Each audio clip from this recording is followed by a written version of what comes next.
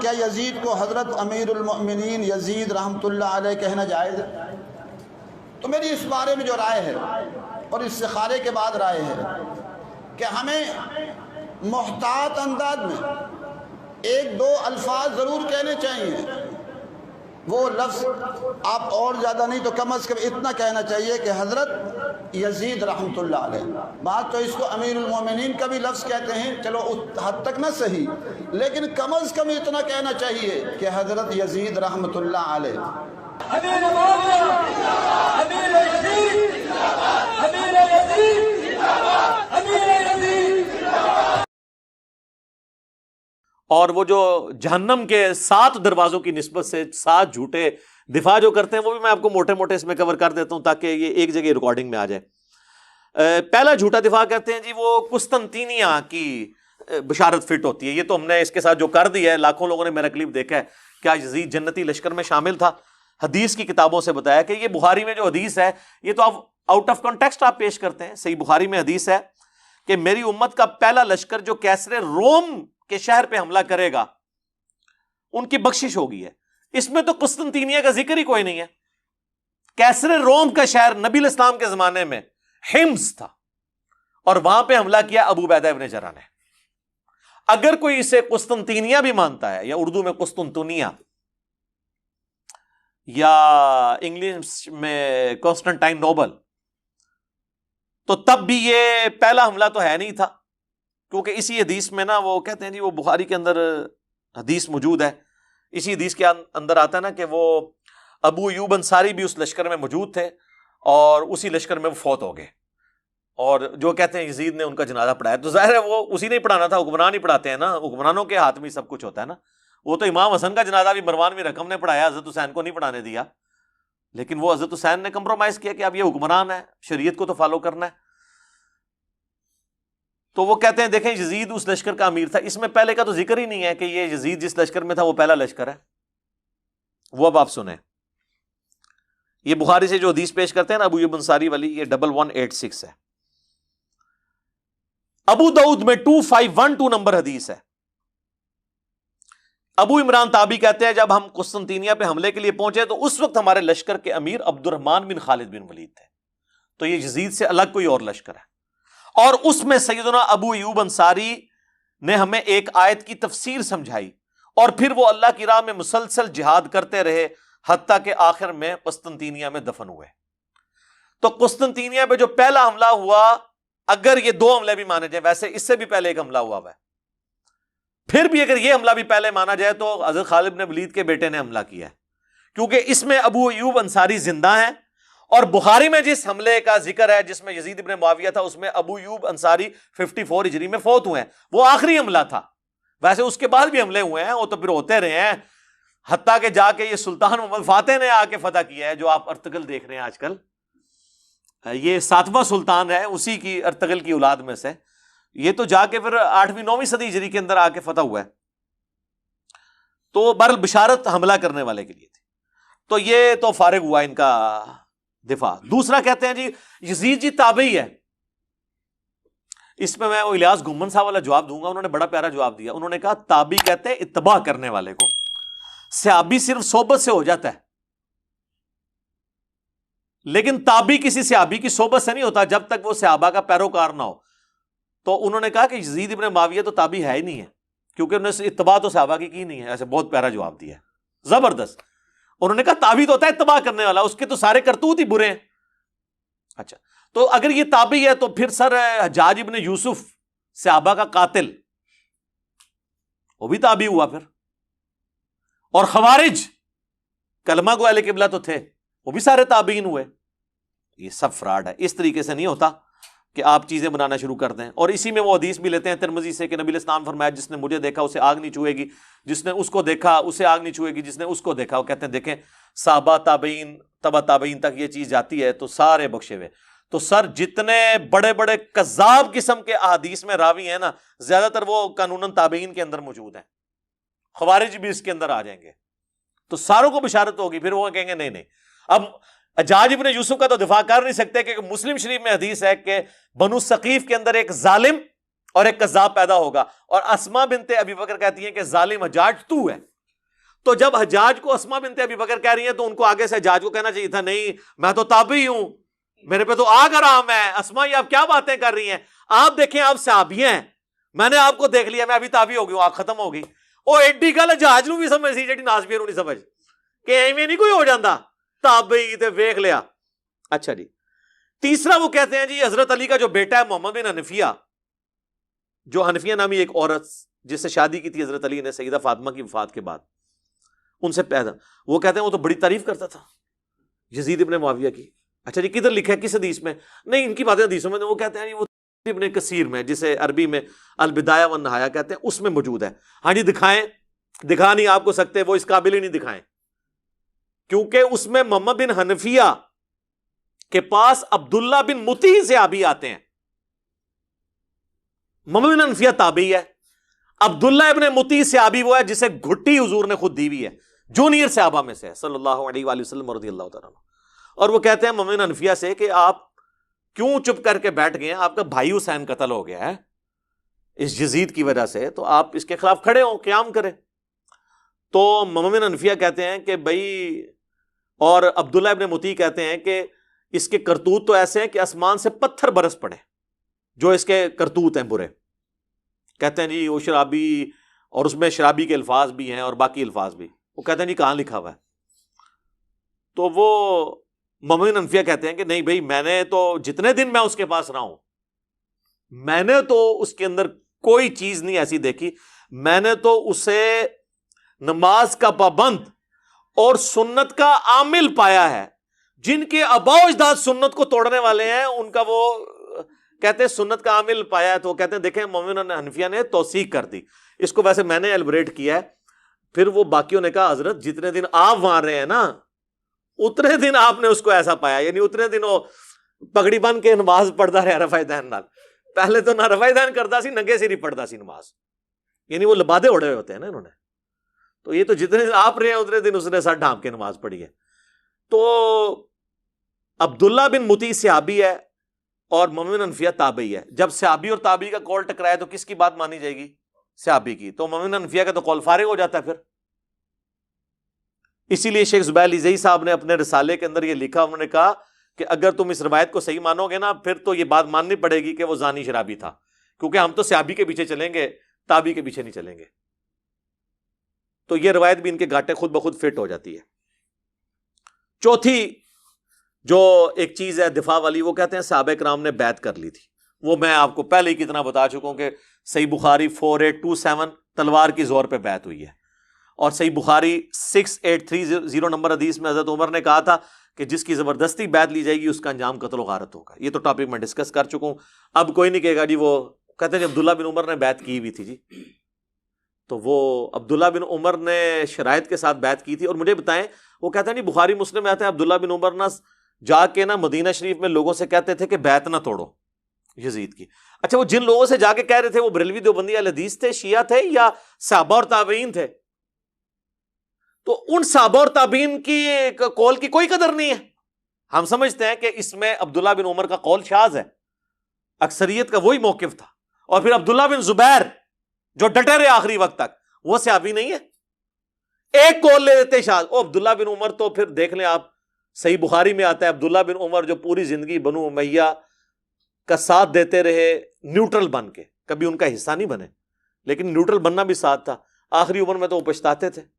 صحیح بخاری میں آتا ہے ان کو تو قتل ہی حجاج بن یوسف نے کروایا, ان کے پاؤں میں نیزہ مروا کے. اور المستدرک للحاکم کے اندر آتا ہے کہ عبداللہ بن عمر کہتے تھے مجھے پوری زندگی نہ میں نے کبھی نماز چھوڑی نہ کبھی روزہ, مجھے پوری زندگی کسی نیک عمل کے چھوٹنے کا کوئی غم نہیں ہے, جو مجھے یہ غم ہے کہ میں نے مولا علی کے ساتھ مل کر باغیوں کے خلاف قتال کیوں نہیں کیا. تو آخری عمر میں جو عبداللہ بن عمر کو بات سمجھ آئی نا, وہ حضرت علی کے ساتھیوں کو ان کی زندگی میں سمجھ آ گئی, کچھ کو واقعہ ہرا کے بعد سمجھ آئی, اور حضرت عبداللہ بن عمر کو آخری عمر میں سمجھ آئی جا کے. بہرحال حضرت عبداللہ بن عمر کا رجوع اس میں مل گیا, لہٰذا ان کے پیچھے کوئی نہ چھپے گا جی وہ بیعت سے روکتے تھے. جب ان کو ہاتھ لگے تو ان کو پتا چل گیا کہ یار میں تو ان کے ساتھ چلتا رہوں, میرے ساتھ بھی انہوں نے ہاتھ کر دیے. پانچواں وہ کہتے ہیں جی کوفیوں نے مارا ہے جی, اہل شام نے نہیں مارا. وہ تو شام کی طرف جا رہے تھے جی. تو میں نے بتایا بھائی کوفیوں نے ہی مارا. ظاہر ہے کوفے میں عبید اللہ ابن زیاد گورنر کوفہ جو ہے یزید کے ہی لگایا تھا. آج اگر وہ کہتا ہے پنجاب پولیس نے کیا تو اس کا یہ مطلب نہیں کہ پرائم منسٹر سے کوئی تعلق نہیں ہے, وہ انہی کے انڈر ہے, لہٰذا یہ بھی پلی غلط ہے. اس میں پہلے بھی ڈسکس کر چکا.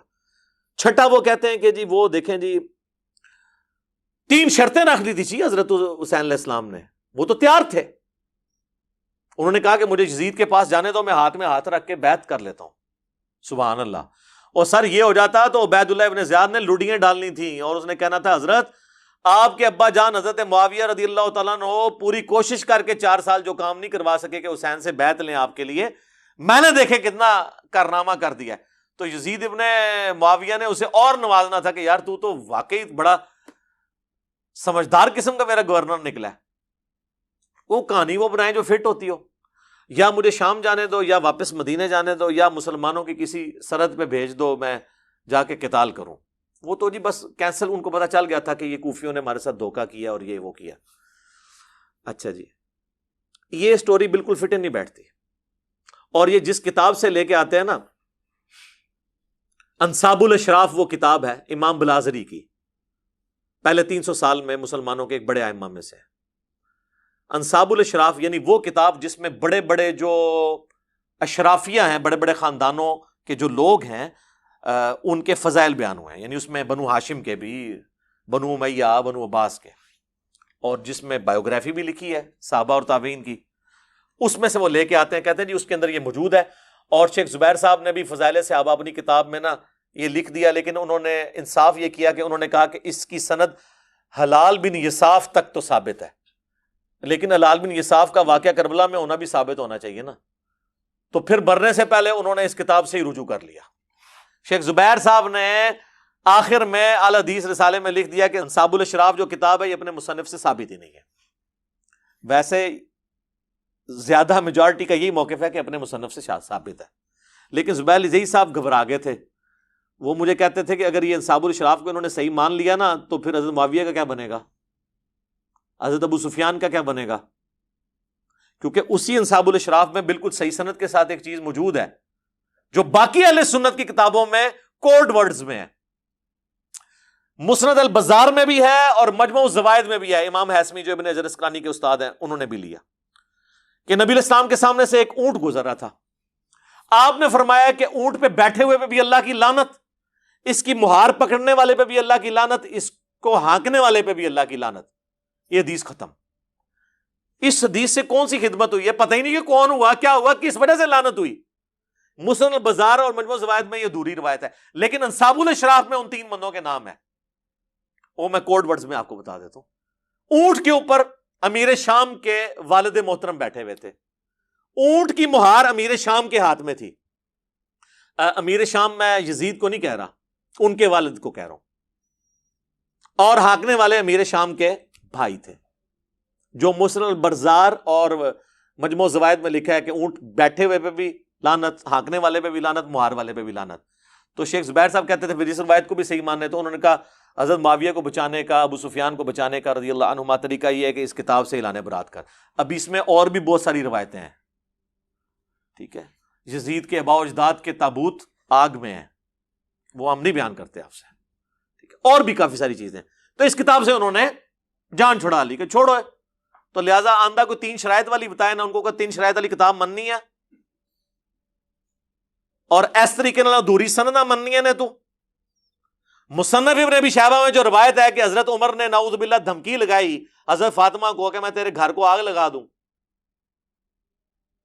تو وہ ہم کیا کہتے ہیں کہ وہ زید بن اسلم جو ہے وہ حضرت عمر کا غلام جو ہے وہ اس وقت موجود ہی نہیں تھا وہاں پر جب یہ واقعہ ہوا تھا. وہ تو حضرت عمر کی غلامی میں بعد میں آئی, یہ سند منقطع ہے. تو اگر منقطع روایتوں کو حلال بن یساف کو ماننا ہے تو پھر آپ یہ بھی چیزیں ماننا شروع کر دیں. تو یہ ان کا ایک تھا. اور آخری دفاع ان کا پتہ کیا ہوتا ہے, وہ چھوڑو جی یہ باتیں نہیں کرنی چاہیے. پہلے مقابلہ کرتے رہتے ہیں, جب بالکل ان کو سمجھ آتی ہے نا او یہ کیا ہو گیا, تو پھر وہ آنکھیں بند کر لیتے ہیں, جی یہ باتیں کرنی نہیں چاہیے. تو یہ جو اتنی دیر سے آپ ہمارے ساتھ بحثیں کر رہے تھے, یہ کیوں کر رہے تھے؟ یہ آج پوری دنیا میں جو باتیں شروع ہوئی ہیں میں نے کروائی ہیں. میں نے اشرف جلالی کو کہا ہے کہ وہ بکواس کرے, میں نے آصف الوی کو کہا کہ وہ بکواس کرے، اور اب پورے ملک کے اندر جو ایک آگ لگی ہوئی ہے، یہ میں نے تو نہیں کروائی ہے، تو وہ کہ جی قیامت والے دن پوچھا نہیں جائے گا. تو قیامت والے دن تو سر پوچھا جائے گا. المستدرک للحاکم میں حدیث ہے کہ اگر کوئی شخص مقام ابراہیم اور حجر اسود کے درمیان، وہ جو دروازہ بھی اسی پورشن میں آتا ہے، پوری زندگی نمازیں پڑھتا رہے اور روزے رکھتا رہے، پھر بھی اللہ سے اس حال میں ملے مرنے کے بعد کہ اس کے دل میں ہم اہل بیت کا بغض ہوا، تو اللہ تعالیٰ اسے ضرور دوزخ میں داخل کرے گا. کہتے ہیں جی پوچھا نہیں جائے گا. صحیح مسلم میں حدیث کیا نہیں ہے 240، علی سے محبت نہیں رکھے گا مگر مؤمن، علی سے بغض نہیں رکھے گا مگر منافق. پوچھا نہیں جائے گا. کیا فضائل صحابہ احمد بن حنبل کی کتاب میں حدیث نہیں ہے کہ میری وجہ سے 2 فرقے جہنم میں جائیں گے اور میری وجہ سے 2 فرقے گمراہ ہوں گے، ایک میری محبت میں غلوف کر کے اور ایک میری دشمنی میں غلوف کر کے؟ پوچھا نہیں جائے گا. وہ جی قرآن میں لکھا ہے تلک امۃ قد خلت لہا ما کسبت ولکم ما کسبتم، سورۃ البقرہ پارہ نمبر 1 کی آخری آیت. وہ آدھی پیش کرتے ہیں، اور وہ تو کہا جا رہا ہے یہودی کہتے تھے ہمیں حضرت ابراہیم کی نسبت حاصل ہے، حضرت ابراہیم کی نسبت سے ہی اللہ تعالیٰ ہمیں چھوڑ دے گا. تو اللہ نے فرمایا کہ ابراہیم اور ان کے ساتھی اپنے نیک اعمال اپنے ساتھ لے گئے. تم سے نہیں پوچھا جائے گا کہ انہوں نے کون سے نیک اعمال کیے، تم سے تمہارے اعمال کے بارے میں پوچھا جائے گا. برے اعمال کا تو ذکر ہی نہیں ہے، ورنہ الفاظ ہوتے علیہا مکتسبت وعلیکم، وہ ہے لہا ما کسبت ولکم ما کسبتم. ظاہر ہے قرآن میں تو مرے ہوئے لوگوں کی برائیاں بیان ہوئی ہیں نا. حضرت یوسف کے بھائی قرآن کے نزول کے وقت زندہ تھے، تو ان کی برائی کا ذکر جو ہوا ہے قرآن تو ظاہر ہے ان ساری چیزوں کو ایڈریس کرتا ہے. قرآن کیسے کہہ سکتا تھا کہ مرے ہوئے بندوں کی برائی نہیں؟ اور یہ جو اسماء اور رجال کا علم ہے جس کے تحت آپ حدیث کی کتابوں میں راویوں کے اوپر بحثیں کرتے ہیں، یہ تو سارے مرے ہوئے لوگوں کی غیبت ہو رہی ہوتی ہے. اور یہ غیبت وہ ہے جو کرنا واجب ہے، نہ کرنے والا گناہگار ہوگا. امام مسلم نے پوری بحث کی ہے اس کے اوپر. تو یہ آخری بہانہ ہے، یہ بھی ان کا بہانہ ختم ہوا ہے، اور خود ساری بحثیں کرتے ہیں. ہمیں کہتے ہیں جی وہ کہ کیا مطلب پوچھا جائے گا. تو بھائی پوچھا جائے گا جب ہمارا دوزخ، ہمارا دین، ہمارا ایمان ان چیزوں کے ساتھ جڑا ہوا ہے. اور سٹارٹ میں نے غدیر خم، نبی علیہ السلام 3 دفعہ فرما رہے ہیں میں صحیح مسلم میں 4 حدیثیں تمہیں اہل بیت کے معاملے میں اللہ کا خوف دلاتا ہوں. تو جب حضور کسی بات سے ڈرا کے جائیں اس کے بارے میں پوچھا نہیں جائے گا. آپ اس وقت کہتے ہیں یا رسول اللہ کیوں خوف دلا رہے ہیں، کیڑا پوچھا جانا ہے؟ لگ پتہ جانا ہے تو انشاءاللہ تعالی. ویسے تو ان تبدیلی آ رہی ہے، اب لوگ کتابوں کی طرف آ رہے ہیں. مرنے سے پہلے اے مسلمان کر لے اس پہ غور، کتابوں کا خدا اور ہے، بابوں کا خدا اور. کتابوں کا دین اور ہے، بابوں کا دین اور. کتابوں کا جہاں اور ہے، بابوں کا جہاں اور. کہنے کو تو دین سب کا اسلام ہے، لیکن کتابوں کا جہاں اور ہے، بابوں کا جہاں اور. تو میں اپنی گفتگو کو کنکلوڈ کرتا ہوں 2 اقوال کے اوپر. ابراہیم نخعی 96 ہجری میں فوت ہوئے، تابعی ہیں، بخاری مسلم کے راوی ہیں. ان کا قول صحیح سند کے ساتھ موجود ہے المعجم الکبیر طبرانی کے اندر. وہ کہا کرتے تھے بالفرض میں حسین ابن علی کے قاتلین میں شامل ہوتا اور قیامت والے دن اللہ مجھے معاف بھی کر دیتا اور میں جنت میں بھی پہنچ جاتا، تب بھی میں جنت میں رسول اللہ کے سامنے آنے سے ڈرتا کہ کہیں جنت میں حضور مجھ سے یہ نہ پوچھ لیں کہ تو بھی شامل تھا میرے حسین کے قاتلوں میں. حالانکہ جنت میں پہنچنے کے بعد تو کسی کو ڈر نہیں ہونا چاہیے، جنت سے نکالا نہیں جائے گا. لیکن جو غیرت مند ہوتے ہیں نا ان کو ڈر ہوتا ہے، بے غیرتوں کو نہیں ہوتا. اور بے غیرتوں نے جنت میں جانا بھی نہیں ہوتا. جن کو جنت میں جانے کی ٹینشن ہے نا انہی کو ڈر ہے کہ وہاں پہ حضور ہم سے نہ پوچھ لیں. اور دوسرا امام محمد بن ادریس الشافعی المتوفا 204 ہجری کا مشہور زمانہ شعر جو تمام اسماء و رجال کی کتابوں میں نقل ہوا، ابن تیمیہ نے بھی نقل کیا، ان کے شاگرد امام ذہبی نے بھی نقل کیا. ان کان رفضا حب آل محمد فلیشہد الثقلان انی رافضی. بالفرض اگر اہل بیت کی محبت کا نام رافضی ہونا ہے تو تمام جن و انس اس پر گواہ ہو جاؤ کہ میں رافضی ہوں. اس میں میں نے پھر اسے کمپلیٹ کیا ہے کہ بالفرض اگر رسول اللہ کی محبت کا نام بریلوی ہونا ہے، اگر غلوف کے درجے میں نہ ہو تو میں بریلوی ہوں. اگر صحابہ کرام کے دفاع کا نام دیوبندی ہونا ہے، غلوف کے درجے میں نہ ہو، معصومیت کلیم نہ کر دی جائے تو میں دیوبندی ہوں. اگر کتاب و سنت کو ماننے کا نام اہل حدیث ہونا ہے، اور یہ میرے آنے سے پہلے والے جو اہل حدیث تھے اب تو وہ کتاب و سنت سے ہٹ چکے ہیں، تو میں اہل حدیث ہوں. اور اگر اہل بیت کی محبت کا نام غلوف کے درجے میں اگر نہ ہو، جس میں صحابہ کرام پہ سب و شتم نہ کیا جائے، خلفۂ ثلاثہ کی توہین نہ کی جائے، جس طرح کہ ایران میں بہت اسٹرکٹ ہے اس میں معاملہ، اس کا نام شیعہ ہونا ہے، سر ہم شیعہ ہیں. تو یہ صرف سمجھانے کے لیے، میں تو جو ہوں آپ کو پتا ہے کیا کہ نام ہے وابی، نہ میں بابی، میں ہوں مسلم علمی کتابی. نہ ہم سو کالڈ وہابی ہیں، کوئی علمی بات کرے اسے کہہ دیتے ہیں وہابی ہے، اور نہ ہم بابوں کا دفاع کرنے والے بابی ہیں.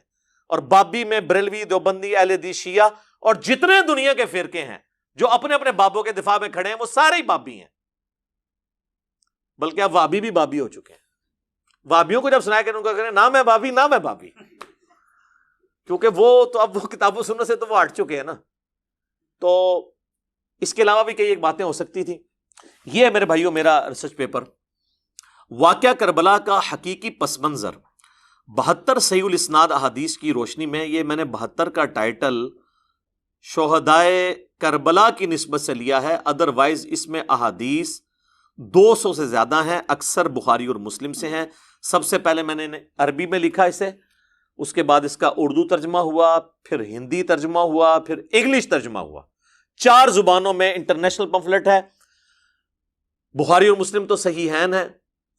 بخاری اور مسلم کے علاوہ جو احادیث کی کتابوں سے احادیث لی گئی ہیں، سب احادیث کے اوپر دور حاضر کے بڑے بڑے جو محققین ہیں، محدثین، شیخ البانی، شیخ زبیر علی زئی، شیخ شعیب ارنوت رحمہم اللہ اجمعین، ان کی تحقیم لگی ہوئی ہے. اور کوئی بھی حدیث ایسی نہیں ہے جس کو کسی نہ کسی محدث نے صحیح نہ کہا ہو. اس کے علاوہ پرانے بزرگوں کی بھی تحقیم ہے، امام حاکم کی، امام ذہبی کی، امام ترمذی کی اور ائمہ کی بھی. اور یہ جو ریسرچ پیپر ہے میرے بھائیوں، یہ آلموسٹ یہ پوری سٹوری کو کور کرتا ہے، اور اس کا نام میں نے کیا رکھا ہے، واقعہ کربلا کا حقیقی پس منظر 72 صحیح الاسناد احادیث کی روشنی میں. واقعہ کربلا کو ڈسکس کرنا اہم نہیں ہے کہ نعوذ باللہ من ذالک وہاں پر آرا چلا تھا یا تیر چلے تھے. اصل چیز امپورٹنٹ یہ ہے کہ یہ واقعہ ہوا کیوں نبی علیہ السلام کی وفات کے بعد صرف 50 سال گزرے اور آپ کی پوری اولاد ذبح کر دی گئی. یہ تو کسی پیغمبر کے ساتھ نہیں ہوا. یہ اتنا بڑا معاملہ ہے کہ ہم اس کو ہلکا نہیں چھوڑ سکتے، جبکہ ہمارے پاس غدیر خم کی حدیث بھی موجود ہو. صحیح مسلم میں اوپر تلے 4 حدیث ہیں. مولا علی کے فضائل والے چیپٹر میں انٹرنیشنل نمبر کے مطابق 6225 سے 6228 تک نبی علیہ السلام نے اپنے آخری حج میں مدینہ شریف آتے ہوئے مکے سے واپسی پہ خم نامی گاؤں میں ایک خطبہ دیا.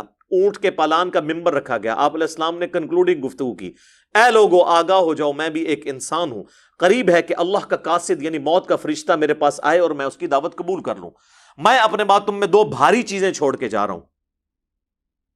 ان میں سے پہلی چیز اللہ کی کتاب ہے، اس میں ہدایت ہے، اس میں نور ہے. تم اللہ کی کتاب کو پکڑو، اپنا تعلق اس کتاب کے ساتھ مضبوط کرو. اللہ کی کتاب اللہ کی رسی ہے، جو اسے پکڑے گا وہ ہدایت پہ ہوگا، جو اسے چھوڑ دے گا وہ گمراہ ہو جائے گا. پھر زید بن ارقم کہتے ہیں کہ نبی علیہ السلام ہمیں ترغیب دلاتے رہے، اللہ کی کتاب، اللہ کی کتاب، اللہ کی کتاب. اور پھر فرمایا کہ دوسری بھاری چیز میرے اہل بیت ہیں، میں اپنے اہل بیت کے معاملے میں تمہیں اللہ کا خوف دلاتا ہوں. اور اس جملے کو آپ نے 3 دفعہ ریپیٹ کیا. لیکن امت نے بالکل الٹ کیا، نہ قرآن کو پکڑا اور نہ اہل بیت کو زندہ چھوڑا. تو یہ ایک بہت تلخ چیز ہے. اور نبی علیہ السلام ہمیں غدیر قوم کے اوپر وصیت کر کے گئے، اور یہ پلیٹ فارم اللہ کے فضل سے قرآن کی توحید پہ کھڑا ہے، اور اہل بیت کے دفاع پر یہ پلیٹ فارم غدیر قوم پہ ہے. الحمدللہ. غدیر قوم کی حدیث تو بہت کم ہی بیان ہوتی تھی، اور کئی مکتب فکر کے لوگوں کو تو اس حدیث کا پتہ ہی نہیں تھا. ان کو وہ ایک روایت جو ضرب تقسیم لگا کے حسن درجے تک پہنچتی ہے، المستدرک للحاکم کی، الموطا امام مالک میں بھی ہے لیکن وہاں تو اس کی سند ہی چھوٹی ہوئی ہے. امام مالک نے بغیر واسطے کے روایت بیان کی ہے، پوری سند اس کی المستدرک للحاکم کے اندر ہے، کتاب العلم چیپٹر کے اندر 318 نمبر 318. وہ حجۃ الوداع کا خطبہ ہے کہ 2 چیزیں چھوڑ کے جا رہا ہوں، اللہ کی کتاب اور اس کے نبی کی سنت. اسے مضبوطی سے پکڑ لو گے کبھی گمراہ نہیں ہوگے. اور مسلم شریف میں جو حجۃ الوداع کا خطبہ ہے نا، انٹرنیشنل نمبر کے مطابق 2950، اس میں سنت کا ذکر نہیں، صرف کتاب اللہ کا ذکر ہے. سنت کو ماننا، کتاب اللہ کو ماننا اس کے اندر امپلائڈ ہے، کیونکہ قرآن ہی نے ہمیں سنت کی طرف رہنمائی کی ہے نا. من یطیع الرسول فقد اطاع اللہ، جس نے رسول اللہ کی اطاعت کی اس نے اللہ کی اطاعت کی. صلی اللہ علیہ وآلہ وسلم. صلاۃ بر محمد وآل محمد. اللہم صلی علی محمد وعلی آل محمد وبارک وسلم وأصحابہ اجمعین الی یوم الدین آمین۔ تو یہ میرے بھائیوں ریسرچ پیپر میں نے جو لکھا، اس ریسرچ پیپر میں میں نے کربلا کی پوری ہسٹری، وہ جو 6 ٹاپک ہیں وہ کور کیے ہیں۔ میں ان کی ہیڈنگ صرف آپ کو بتا دیتا ہوں۔ پہلا ٹاپک ہے منہج نبوی پر قائم خلافت راشدہ کی صحیح مدت کتنی تھی اور خلافت راشدہ کے حقیقی اہل خلفائے راشدین کون تھے۔ دوسرا ٹاپک خلیفہ راشد سے بغاوت بدعت ہے، جنگ جمل، صفین اور نہروان میں سیدنا علی کی حقانیت اور شہادت سیدنا عثمان کے اصلی اسباب، وہ جعلی اسباب نہیں کہ ایک عبداللہ بن سبا نے 40,000 صحابہ تربیت یافتہ ان کی مت مار دی، نعوذ باللہ، نہیں، آل امیہ کو بچانے کے لیے۔ عبداللہ ابن سبا پرسنالٹی ہے، وہ بعد میں آیا، اسے مولا علی نہیں قتل کروایا، اس کا مسئلہ بالکل الگ ہے۔ تیسرا ٹاپک رسول اللہ صلی اللہ علیہ وآلہ وسلم نے اپنی وفات سے 1 مہینہ قبل مستقبل میں ہونے والے حکومتی بگاڑ سے متعلق غیبی خبریں دے دی تھی۔ چوتھا ٹاپک چوتھے خلیفہ راشد سیدنا علی رضی اللہ تعالیٰ عنہ علیہ السلام کے فضائل کا بیان اور ان پر ممبروں سے لعنت کرنے کی بدعت کب اور کس نے ایجاد کی۔ پانچواں ٹاپک حضرت معاویہ رضی اللہ تعالیٰ عنہ کو حکومت مل جانے کے بعد سے بتدریج امت پر کیسی ملوکیت مسلط ہوئی اور اس کا بھیانک نتیجہ کیا نکلا۔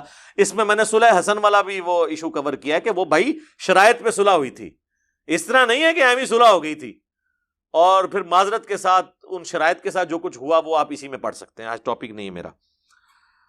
اور چھٹا ٹاپک سیدنا حسین رضی اللہ تعالی عنہ علیہ السلام کے فضائل کا بیان اور یزید ابن معاویہ کی ملوکیت میں اس کے گورنر عبید اللہ ابن زیاد کے ذریعے مظلومانہ شہادت۔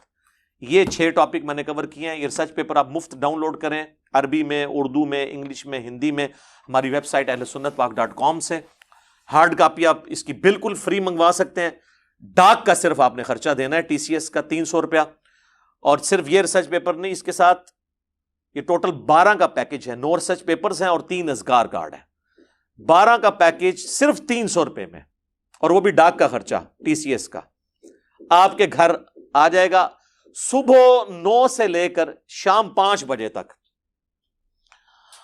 ہمارے اکیڈمی پہ آپ کال کر سکتے ہیں، اکیڈمی کا نمبر ہے +923215900162۔ پاکستان سے کریں گے تو 032159000162، یہ اکیڈمی کا نمبر ہے۔ اور اس پہ واٹس ایپ اگرچہ ہے لیکن وہ انٹرٹین نہیں ہوتا، صرف کال کریں گے، نہ واٹس ایپ پہ میسج بھیجنا ہے، میسج بھی بھیجنا ہے تو آپ نے ٹیکسٹ میسج بھیجنا ہے۔ انشاءاللہ تعالیٰ یہ کربلا والا ریسرچ پیپر اور ساتھ اس کے مزید 8 ریسرچ پیپر، یہ 9 ہوئے، اور 3 اذکار کارڈ، یہ ٹوٹل 12 کا پیکج انشاءاللہ تعالیٰ آپ کے گھر ڈاک میں انشاءاللہ تعالیٰ ڈیلیور کیا جائے گا انشاءاللہ تعالیٰ۔ لیکن یہ نشست متحمل نہیں ہے کہ ہم ڈیٹیلز میں جائیں، باقی میں نے سب کچھ کر دیا۔ یہ ریسرچ پیپر منگوا کے پڑھیں، آپ مفت ڈاؤن لوڈ کریں، ahlsunnatpak.com سے ڈاک میں منگوا سکتے ہیں۔ صبح 9 سے شام 5 بجے تک ہمارے اکیڈمی کے نمبر پہ رابطہ کریں، 032159000162۔ بیچ میں نمازوں کا وقفہ، کھانے کا وقفہ آ سکتا ہے، رابطہ کرتے رہیں۔ کال کریں گے، ٹیکسٹ میسج بھیجنا ہوگا، واٹس ایپ کو انٹرٹین نہیں کیا جائے گا، الا یہ کہ کبھی کال آ جائے اس پہ، تو میسج واٹس ایپ پہ نہیں بھیجنا۔ تو یہ ریسرچ پیپر مفت آپ کے گھر میں، 12 کا پیکج، اس کے ساتھ مزید اور ریسرچ پیپر ہیں، ٹوٹل 12 کا پیکج، 3 اذکار کارڈ اور 9 ریسرچ پیپر بالکل مفت آپ کے گھر آئے گا۔ صرف TCS کے 300 روپیز آپ نے دینے، تو انشاءاللہ تعالیٰ آپ کو یہ سارے حقائق پتہ چل جائیں گے، اور آپ کو پتہ چل جائے گا کہ یہ بنو امیہ نے اس امت کے ساتھ کیا کیا ہے۔ اور یقین جانے کہ یہ اگر ایشو اس وقت گرم نہ ہوتا تو میں نے کبھی بھی یزید کے معاملے میں بات کرنی نہیں تھی۔ میں یہ سمجھتا ہوں کہ یزید کے معاملے کو اٹھانا ہمارے سنیت کے مقدمے کو کمزور کرتا ہے۔ اصل مسئلہ یزید سے پہلے بگڑ چکا تھا، وہ لوگ پھر سامنے نہیں آتے ہیں، یعنی بنو امیہ، اور وہ یزید کے پیچھے چھپنے کی کوشش کرتے ہیں۔ یزید کی تو کوئی اوقات ہی نہیں ہے سر، اس لیے اب آپ دیکھ رہے ہیں کہ وہ کہتے ہیں یار یزید کو اب جو مرضی کہہ لو، ٹھیک ہے۔ بلکہ اب تو اہل حدیث کے اندر بھی 2 پارٹیاں پیدا ہو گئی ہیں، ٹھیک ہے۔ تو بہرحال ہم نے کوشش کی ہے کہ ہم کتابی باتیں آپ سے کریں، حکمرانوں کی لکھائی ہوئی تاریخ نہیں بلکہ محدثین کی محنت سے جمع کی ہوئی صحیح الاسناد احادیث۔ اس میں جو حق بات میں نے کہی اللہ تعالیٰ ہمارے دلوں میں راسخ فرمائے، اور اگر کوئی غلط بات میرے منہ سے نکل گئی تو اللہ تعالیٰ ہمارے دلوں سے اسے دھو دے، ہمیں معاف بھی فرما دے۔ ہمیں کتاب و سنت کی تعلیمات پر عمل کر کے دوسرے بھائیوں تک پہنچانے کی توفیق عطا فرمائے. سبحانک اللہم و بحمدک اشہد ان لا الہ الا انت استغفرک و اتوب الیک. صلاۃ بر محمد و آل محمد. اللہم صلی علی محمد و علی آل محمد و اصحابہ و ازواجہ و اہل بیتہ اجمعین الی یوم الدین وما علینا الا البلاغ المبین. جزاکم اللہ.